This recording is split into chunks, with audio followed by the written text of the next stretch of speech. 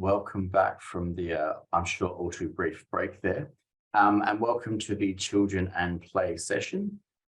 This will be exploring various ideas of choreographing life, memification, the way that memes are working. Unfortunately, we won't have our final paper. Jolene was unable to join us at the last minute, but that means I'll be slightly less aggressive with the timekeeping, but we still will aim to try and keep the papers to 10 minutes. I'll give each of our presenters a warning in the text in the chat at once we've got 3 minutes left, and I'll appear in your audio at the 10-minute point. I don't think we need any more introduction from me. I think we'll just get into it. These papers look really fun and fantastic. So without further ado, I'd like to introduce Teresa, Sofia, CASTRO, talking about the sign of the times choreographing life on TikTok. Good morning, everyone. I just joined in the symposium because here we are at sunrise in Portugal.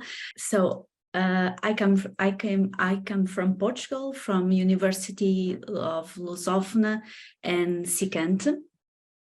I want to make a very short disclaimer that to tell you that my research is not on TikTok, but nevertheless it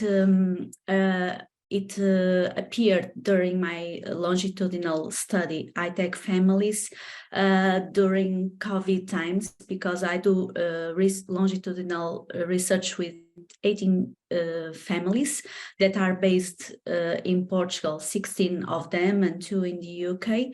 So these are also transnational families that reveal the effects of globalization and migration flows. And at the beginning of the study, the children that are included in this research are aged between 0 and 8 years old, and some babies were born during this study, and a total of 33 children were eligible for this kind of research. My main goal was to see how do families, digital ecology, socialization, domestication, mediation practices change or continue across time. So aspects that are also analyzed is how internal and external factors affect these 3 aspects. Of course, that COVID-19 has had a huge impact in families, and how children became more early consumers of digital technology, including TikTok. So about the signs of the times, I think many of what is here in the slide, you already know that touch screens are easier to use and cheaper. So getting in touch with internet products are introduced at earlier ages, without, of course, avoiding generalizations. And if I saw that parents introduce mainly the YouTube in their everyday practices with children, also children are coming with a type of socialization that is bottom up from the children to the parents with TikTok, but also younger parents are using also and introducing TikTok in their family dynamics. So this data was collected about TikTok was collected during COVID times and lockdowns, with parents acting as field collaborators and sharing those contents with me. If you want to know more about these methodological and ethical details, there's an article in Children and Media journal where I talk in more detail about this. So for today, what I thought it would be interesting is that in Portugal, there are not many studies about TikTok and children. it's common to find the uses and gratification theory about the use of TikTok.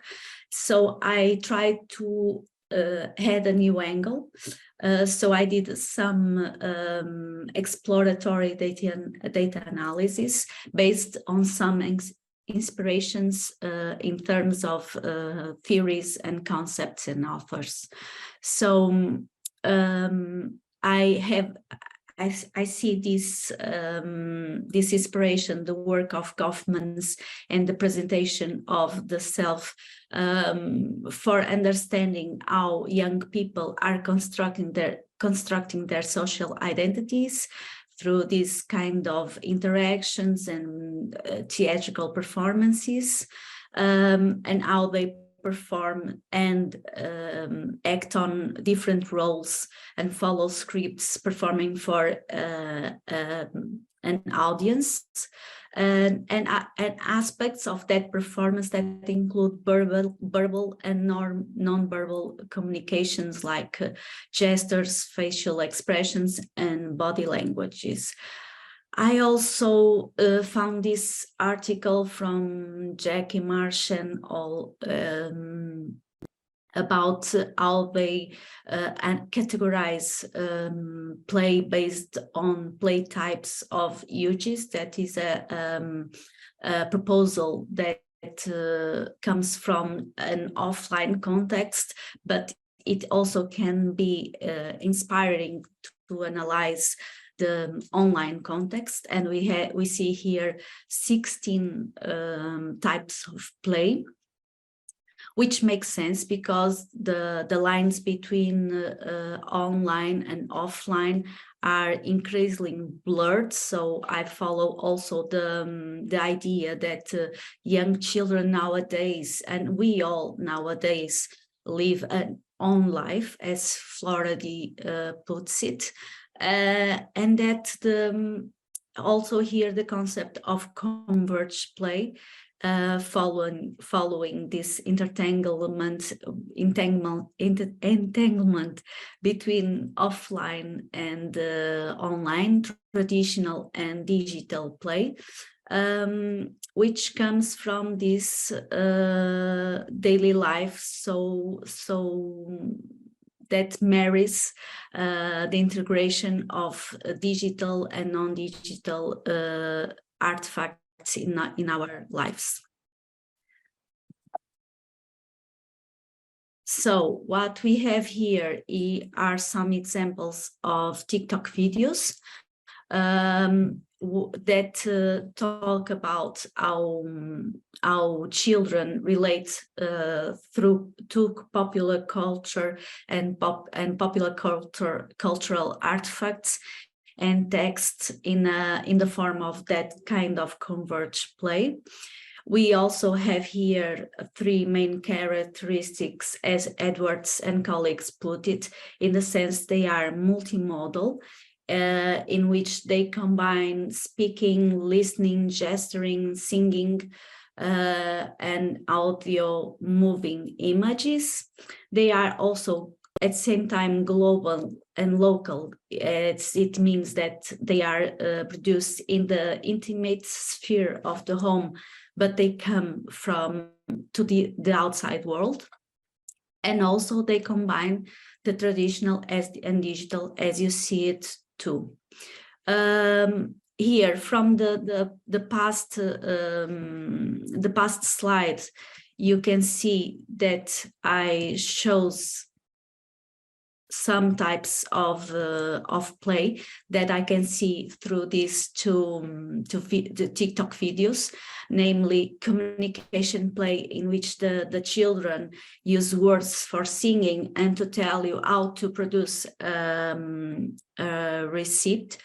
Also creative play in the sense that they explore their social roles, but also experiment and make things.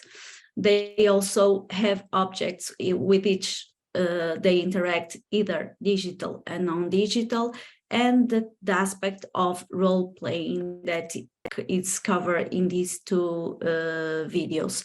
Of course, that we have different ages in these two videos. So in the first one, you have more digital autonomy from the girl that is more acquainted with the TikTok affordances. But also on the other side, we see that TikTok is introduced in this case by the mother and is a form of interaction between parents and the child. In both cases, it is also, we are aware that they develop digital competencies, namely on how to perform to the TikTok video and competencies related with technical aspects, but also creative, and also in the aspect of presenting their self through verbal and non-verbal communication, like studying their gestures, their facial expressions, and also their body language. Heading to the previous aspects that I told about, also, I was able to see how cultural drives are related to family roots and family contexts are also reproduced in these videos. Namely, in the first case, this boy as a parent, the dad lives in Africa. So much of his cultural background and cultural socialization is made through music. So in this video, he choreographs a video for a music that is listening from African singer. And in the second video, you have the girl, which in this case, that her dad works in Africa, Angola, and she role plays a woman in Angola that is making lemon juice for people to sell. Teresa, we'll just have to start wrapping up there, please. Okay, I'm finishing. In this case, we also have a video that translates how doing family is in the digital era, and theatrical performance that deal with everyday lives. In this case, it's about a boy that is afraid to sleep alone, so they choreograph a dialogue.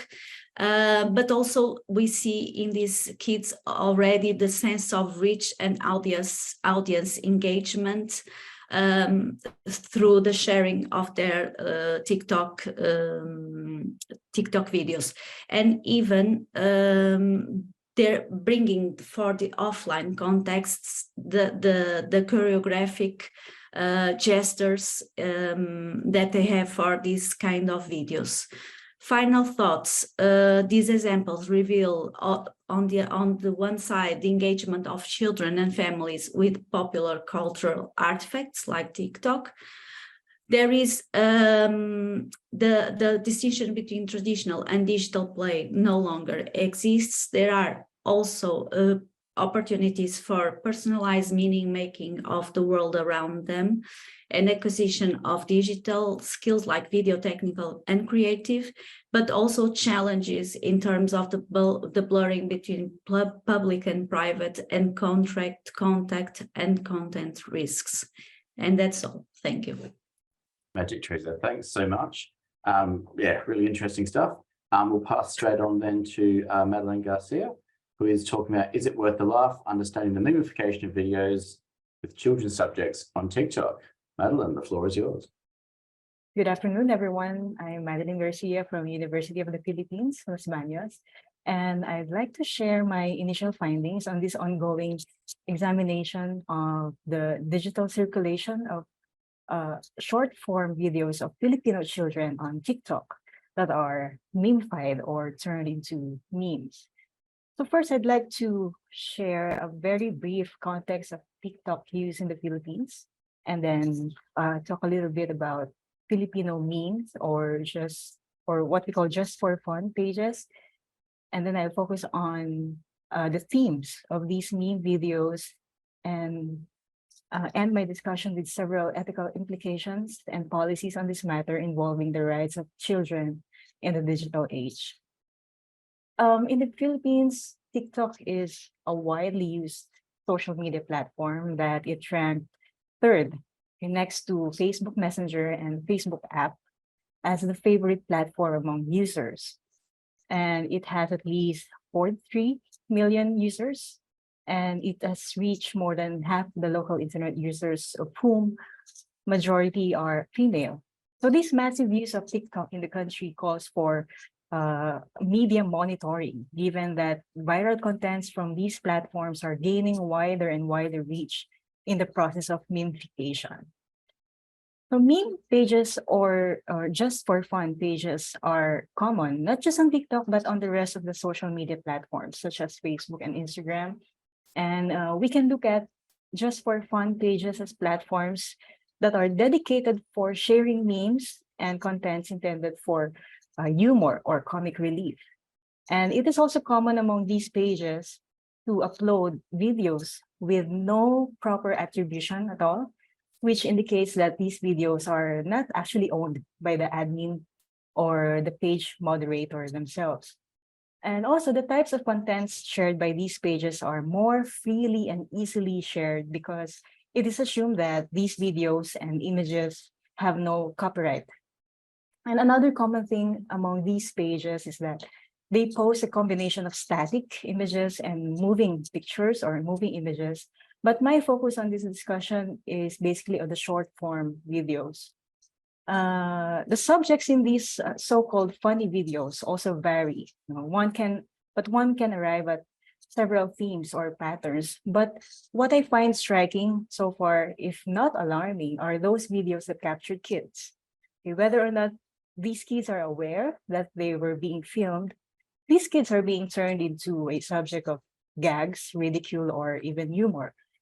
So one of the themes that can be observed among these meme videos with children subjects are those of kids who made the videos themselves, who filmed themselves. So most of these videos showcase children doing TikTok famous dance covers, or some doing these so-called trending challenge on TikTok. But one noticeable pattern in this case is that at the end of the video, there's a twist, which attracted the attention of the viewers who made a meme out of it. So at the beginning, we can see in the video, the kids are playing around, they're filming themselves, doing a dance cover or challenge, which ended with something unexpected, if not shocking. For instance, there's a sudden appearance of a stray dog while they were dancing. And there's also one video where a kid suddenly fell off their makeshift helicopter while doing the challenge. So in these videos, the videos actually find their way to other social media sites where a number of viewers are noticeably making fun of the content, which involved kids who found themselves in these unexpected situations.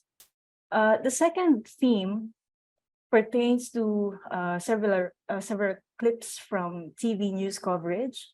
So news media reporters captured kids' reactions on a certain topic, and such facial reaction was found funny by the audience. And so these reactions were turned into a meme. So what was supposed to be an innocent act from a child or a reaction from a child has gained traction and was reframed in order to accommodate an entirely new message. And last but not the least, are these videos captured from a hidden camera.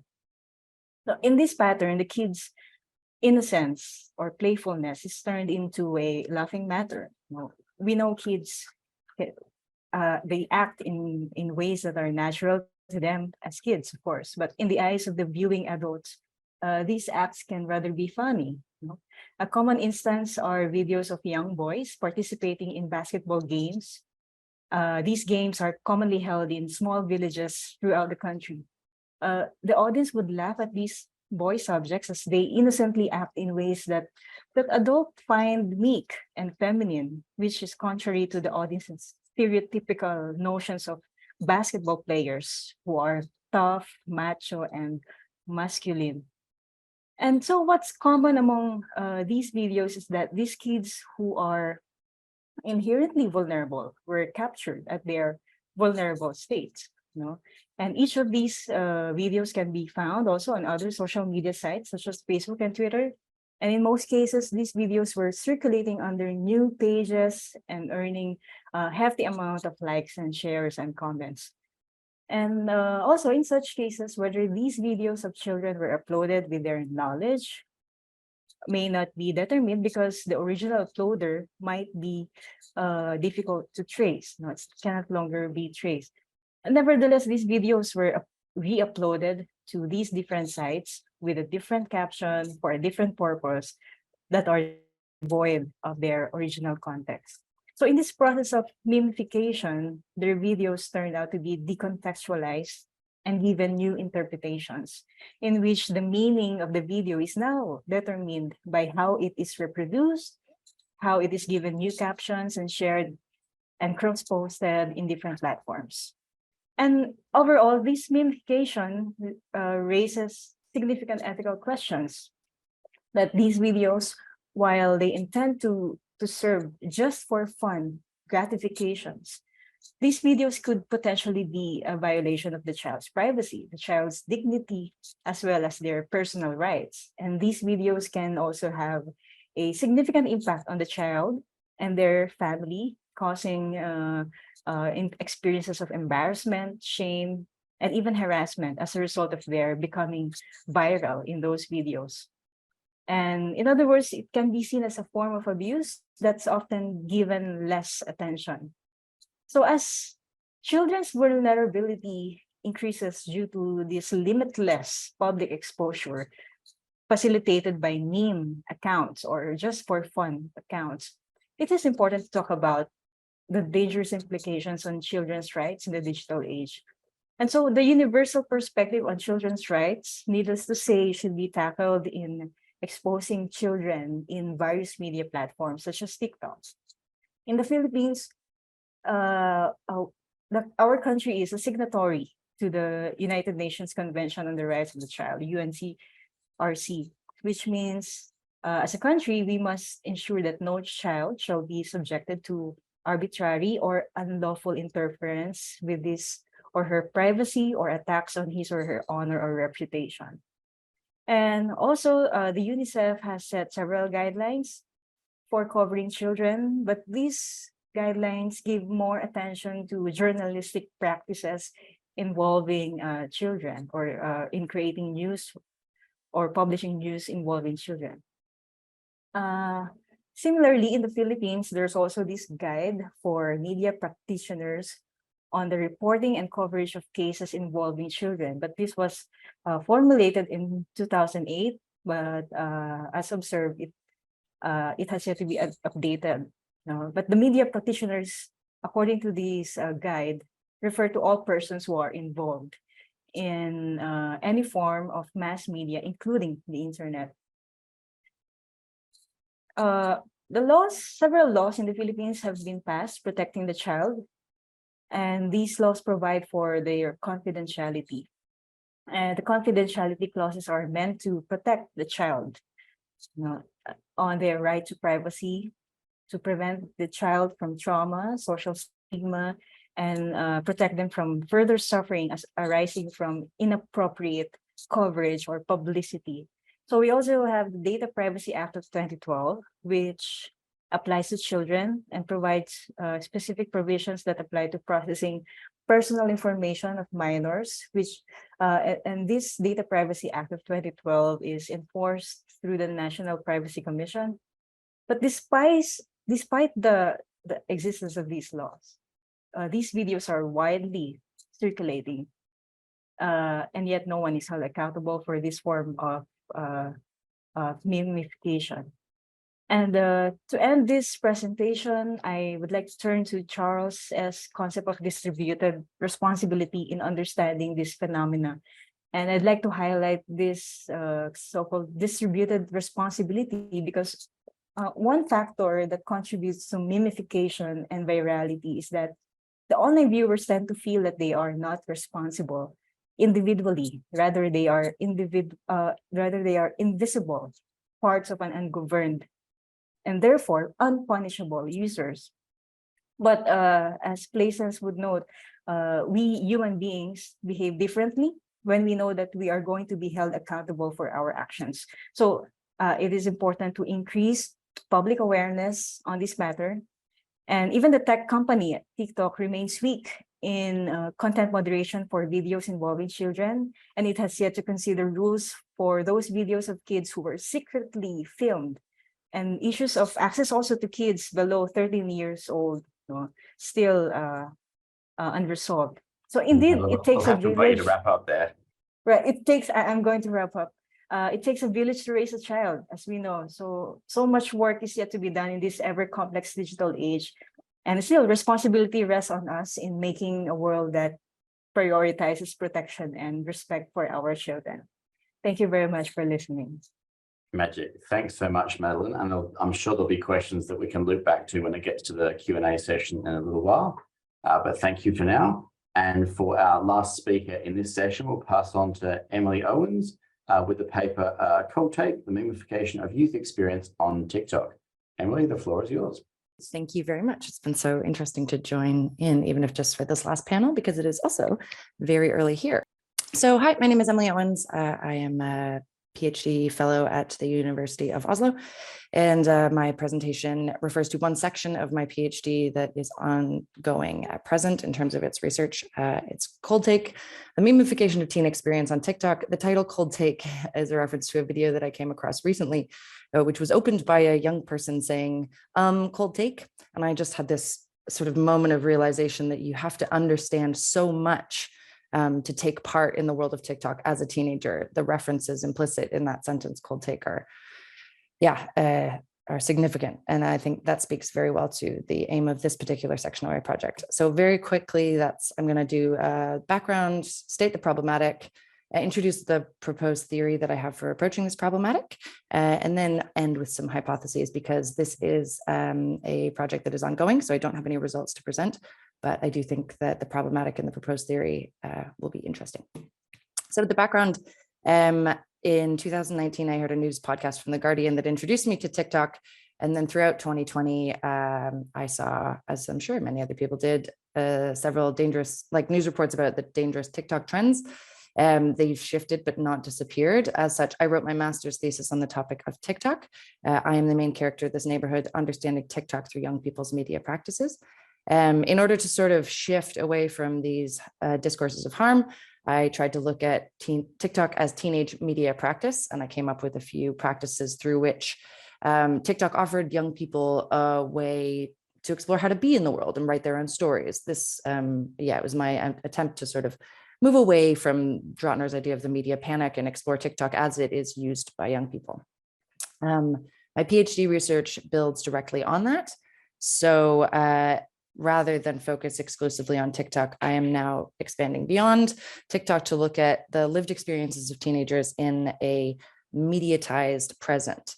I'm looking specifically at the UK, and what I mean by a mediatized present is that digital technology and digital saturation are everywhere. Teenagers in the UK at present are hyper-connected. By age 15, 90% of adolescents in the UK have a smartphone of their own. Their existence is digitally saturated, so nearly a quarter of teenagers living in the UK spend over 6 hours online per day. And mediatized, so the connection of media, the saturation of media, of 16 to 24-year-olds, 87% use all four of what they call the big four services online: social media, messaging, video sharing, and live streaming. That's compared to 61% of average users. So my main research question for the entire project is, how are the social realities of teenagers mediatized in a digitally saturated world? And I'm going to use TikTok as a case to explore that question. I also have some auxiliary research questions, two of which deal with the theory and the method. Where can we locate TikTok as a techno-social digital platform within a broader trajectory of mediatization?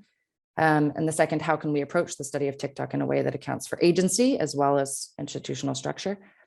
And the other two deal more closely with the data that I hope to get, as well as the purpose of the study generally. So how are teenagers enacting those identities in a time of deep mediatization through TikTok? And how does this mediatized enactment of the self shape teens' collective experiences of the social. So at present, my research is focusing on one problematic, which is how do we conceptualize and analyze TikTok as a part of teenagers' lived experience. So obviously TikTok features heavily in the lives of teenagers. How can we conceptualize the app in a way that helps us draw meaningful conclusions regarding the social realities for teenagers at present, namely how they experience their identities and their feelings of agency within the wider world? These are some themes that my co-presenters have touched on as well. So the theory that I'm using to approach this, as I already mentioned, is the theory of mediatization. Now, mediatization, the definition I'm using, it's a relatively recent media studies concept, although it has about 20 years of history at this point. Mediatization is the change brought about to a society as a result of the presence of media, and consequently mediation in time. So mediatization research is the study of this phenomenon. This is a quote from Krotz, which sort of demonstrates how social reality is constructed by communicative acts. And since those communicative acts are now primarily happening through the media, we really need to start understanding social and cultural reality, and thus each individual social and cultural phenomenon as depending on the media. And this is what we refer to as mediatized. I think this has a lot of relevance for the study of TikTok. I think we can possibly, using the right theory, this theory of mediatization, conceptualize TikTok as mediatization, sort of look at it in a way that allows us to see the processes of mediatization going on in young people's lives, the things that are shaping their social realities. If our social reality is shaped by the media, then TikTok gives us a wonderful opportunity to look into that social reality through the lived experiences of teenagers as they're happening on and with the app, with the aim, of course, of then broadening out and looking at how are those relationships informing their sense of self and their sense of agency in the world. I think particularly at this global moment, understanding how young people feel their identities as well as their agency towards the world, how much power they feel they have to control the things that are happening in the world. I think that's extremely relevant. And I think that TikTok offers us a really wonderful way of doing that if we can get it right, which is where I'm at right now with this problematic. So in order to conceptualize TikTok as mediatization, I'm conceptualizing it as a sort of a mimetic sphere, right? We just had a wonderful presentation about memification and how that seems to function as a sort of hyperforce, like no one really makes any choices, but memes just sort of explode. TikTok represents that in a significant way. Memes are the closest thing to a native culture form the internet has. That's Alice Marwick wrote that in 2013. That has only become more true since. And recently, Denisova published a book which conceptualized memes as the ways a society expresses and thinks of itself in a mediatized digital present. I'm also looking at TikTok as a platform through studies of platformization. So TikTok extends, Zuli and Zuli have written that TikTok extends the internet meme to the level of platform infrastructure. So this memification is built in. And also that platform has now begun to shape culture. In the words of Buffon, TikTok becomes ingrained in culture as its virality extends further and further away from the platform itself. So the idea is that using TikTok, we can understand a slice of young people's social reality. Oop, that was wrong. So viewed through a mediatization lens, TikTok can be conceptualized as a mimetic sphere, like I said, in which lived experiences, the lived experiences of teenagers, in my case, but all of us, anyone who uses TikTok really, are constantly undergoing construction, adaptation, and revision through this process of memification, the way that ideas move across as memes. In this capacity, TikTok as a platform potentially presents us with a slice of social reality, witnessing the real-time development and construction of teenage identities, as well as, and this is crucial, the enactment of their agency in those processes. So as I said, this is the beginning of my my PhD, my whole research project. That what I've presented here is one section. So basically, my proposed method, which is in progress, is as follows. Right now, I'm exploring practice theory as a tool of mediatization research in exploring the context of TikTok as a mimetic sphere. Following that, I will actually be spending time collecting empirical data via surveys and scroll-throughs with UK teenagers, specifically between the ages of 12 and 14, so young teenagers on TikTok. Following this, a period of ethnographic study, 4 to 6 months, will be undertaken with a group of teenagers in the UK.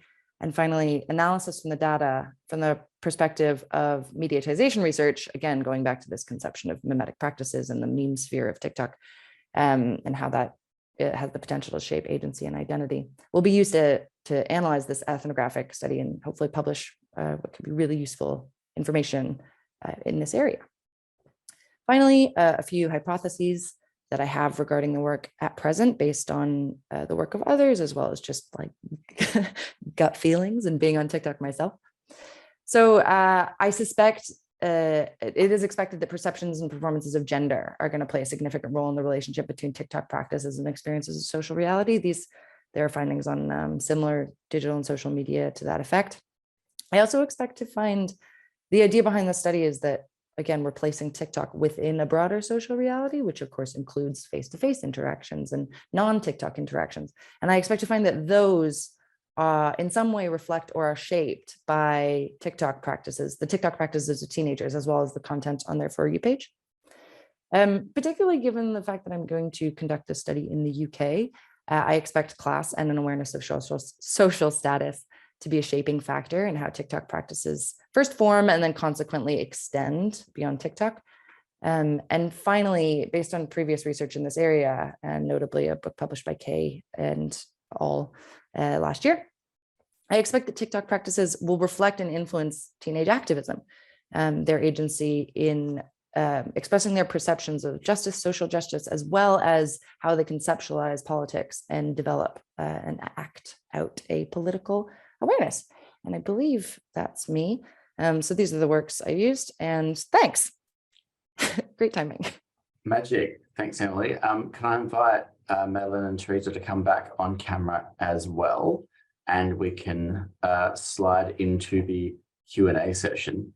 Really fantastic sort of dialogue between those three papers, all sort of surfacing tensions in the other ones, which is sort of a beautiful symmetry in a way.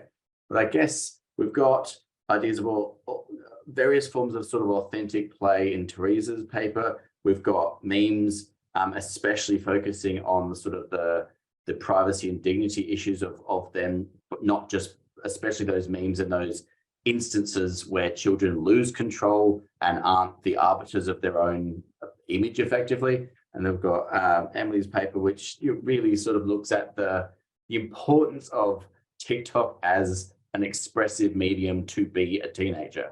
And so I think across the three, there's sort of this almost immutable and irresolvable tension about which thing balances with which other thing. But I guess maybe, Teresa, could we start with your paper and ask a little bit about, I mean, what was really interesting about especially the examples that you raised is they kind of look like relatively small scale, intimate forms of play that could easily have been within family structures. So I guess one of the questions really is about the imagined audience for them, because even though TikTok's a very, very public facing platform and there are potentials for private accounts, from your research, what was or if you had a sense of who the imagined audience was and what the value of this being on TikTok was beyond speaking to family members? Yes, what I can tell you from these examples that I brought, it was in the last one.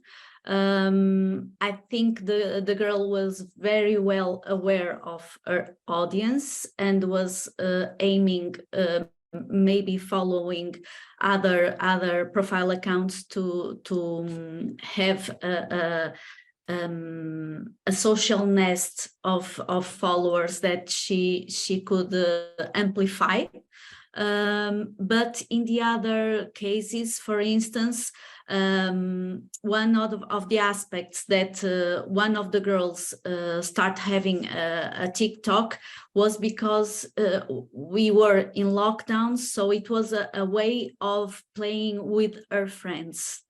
So it was more restrict audience. And in the other case, it was the mom audience that was more controlled by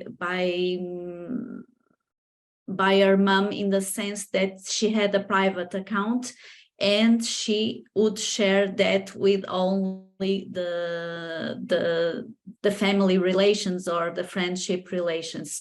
But I also found interesting, as Emilie and Madelyn brought to discussion, because it was also my lens when looking at these kind of videos, where did the privacy was the privacy issues of the child rights were also in question in these cases, and also the protection, but at the same time the participation rights, as we know that also these are platforms that are part of the internet as a human right, also point that we have to consider here. So there are lots of issues regarding internet's participation from the child point of view, and also in TikTok, as these platforms, we are in the early phase of exploring them, and we have to think more deeply in how this can bring challenges and opportunities for building digital competencies, to work on digital rights, and so on. Yeah, and parental mediation too. Yeah, that's a really good answer. Can I just clarify, like at a really methodological level, did you get access to the private accounts as the research, so the families effectively invited you to see private accounts? Is that right?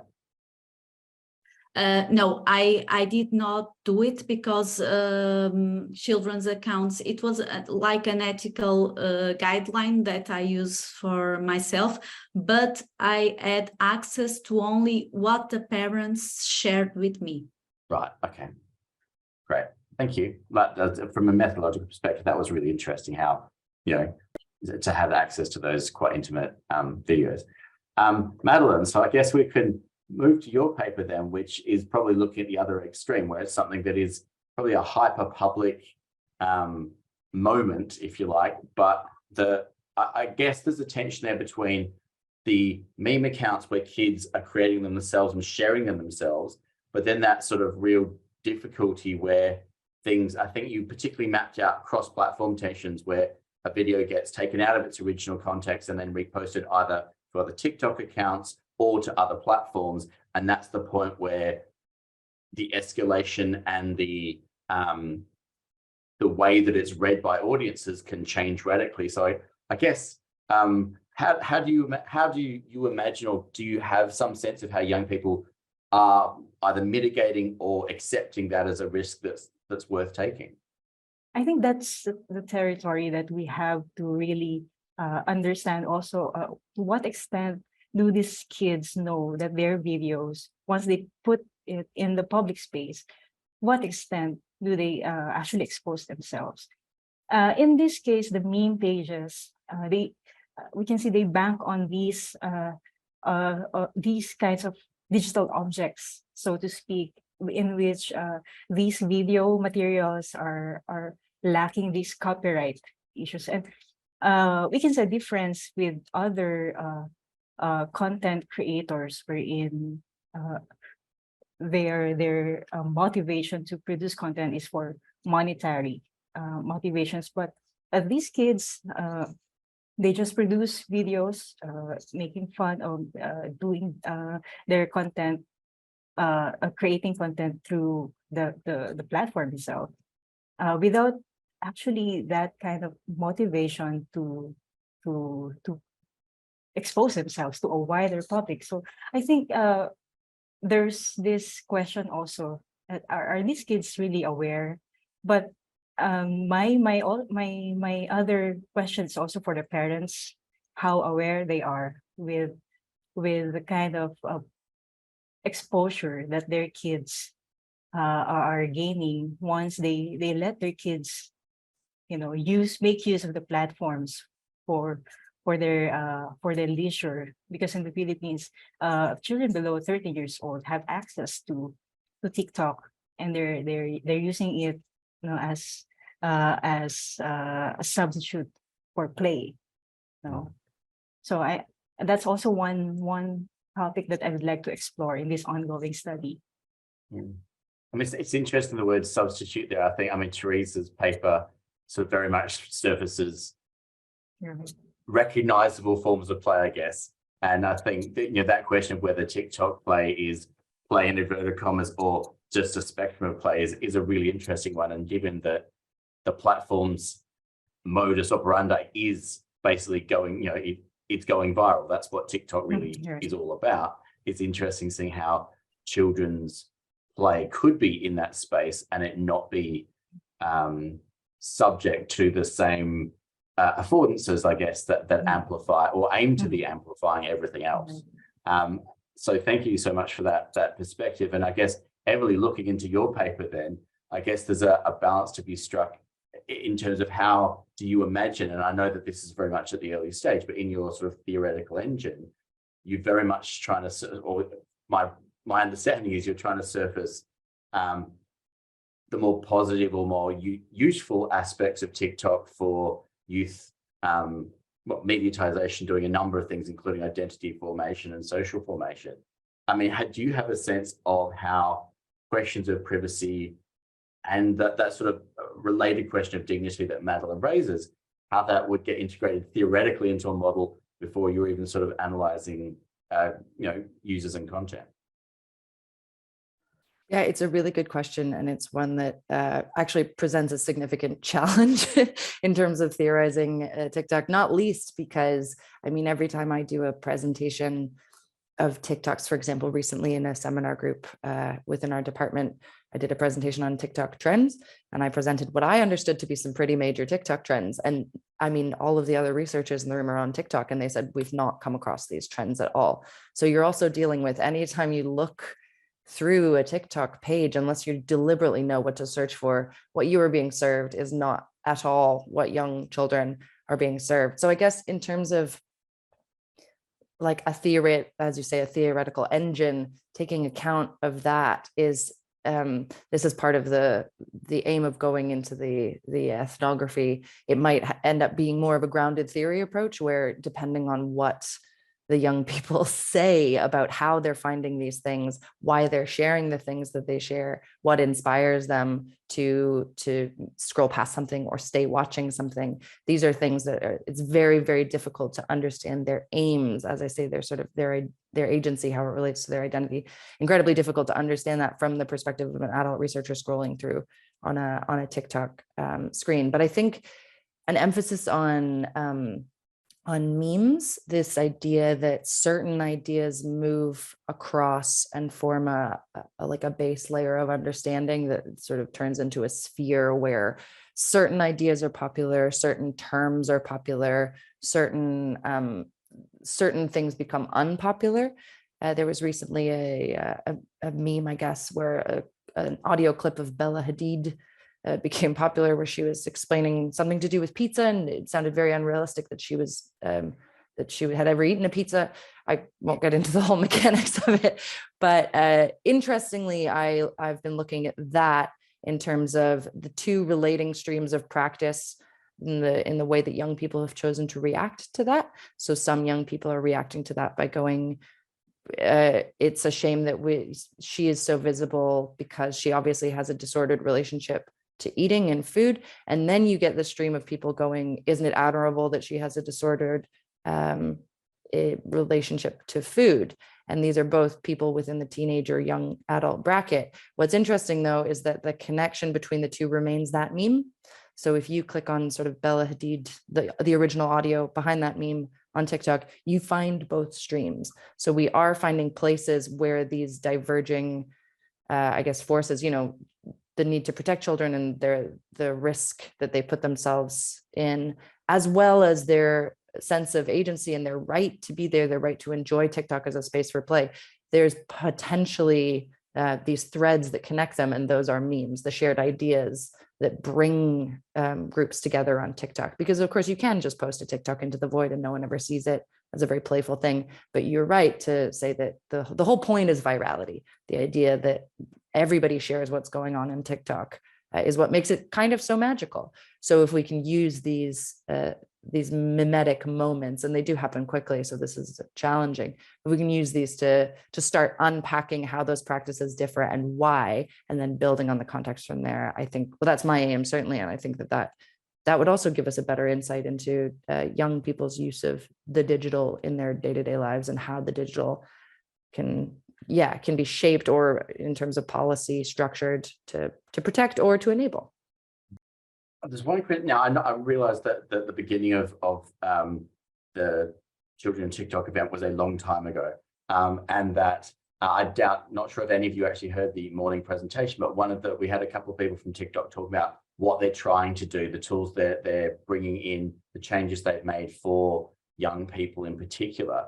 And I guess adding on to that, I wonder if each of you, do you have a wish list or a thing or a tool or some form of access or something that you think would make this research more straightforward for you? Because I guess, Emilie, taking your point, trying to figure out what young people would see, their For You page is going to be super different to yours, no matter how much you try and force it to be. So do you have a wish list? Is there something you'd like to see from TikTok that would make this research more straightforward for you? And if each of you want to take a minute or two. Anyway, we'll go backwards. We'll start from you.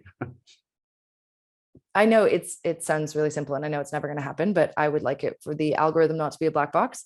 I think that being able to understand why certain things take off, there is a human element to that. That's where my project sits, understanding what goes into the choices of people as they swipe. And we know that informs the algorithm, but we don't really know why the video comes up on someone's page in the first place.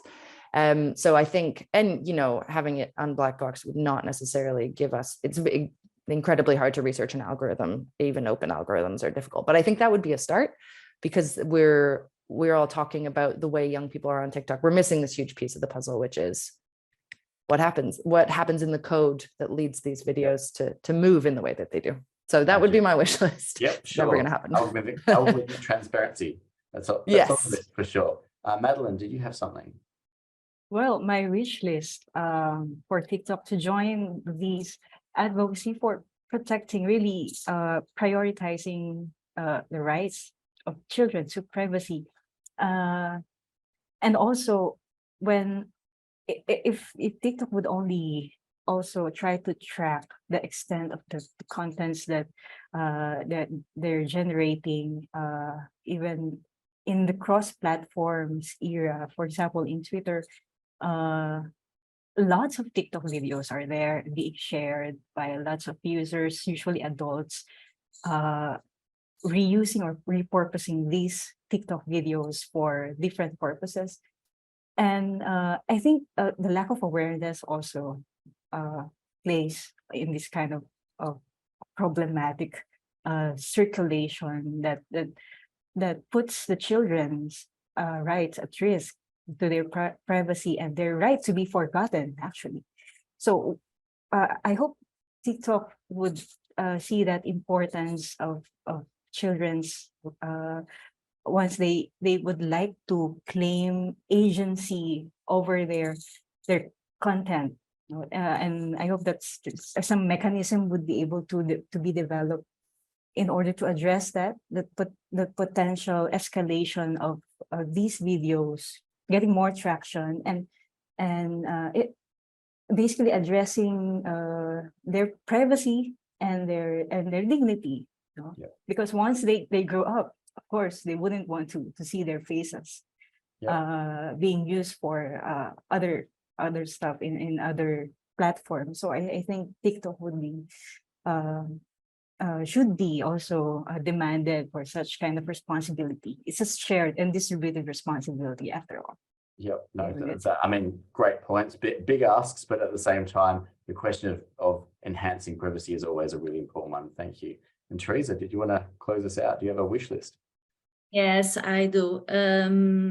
Picking on Emilie and Madelyn also. I think that we are here dealing with a big, what can be a big issue in terms of TikTok and all platforms that are going to be the next TikTok phenomenon to easily become a black box. That's true. So I think that we as Madelyn said, it takes a village to educate a child. I think that we have to look this in a perspective, the brands and also the parents and the children, because we cannot make a safer digital world without understanding also how children want to be in that kind of world. And also the brands need to become more clear and transparent in the sense of what makes the algorithm and what comes next in the feed, TikTok feed of videos that follow our preferences. Yeah, so I think that idea of algorithmic, sorry. And also people need to get informed and build more digital literacies to understand these black boxes. Absolutely. So I think we're agreed that we all want to know how it works, have better tools for controlling the way that young people's content moves across it. And clearly that idea of algorithmic transparency, that was our number one. So thank you all for your insights today. Fantastic papers, great session, really good dialogue between the papers. I apologize for those of you needing to rush away for a break briefly. We've got a couple of minutes before we come back for the next session. Thanks, everyone.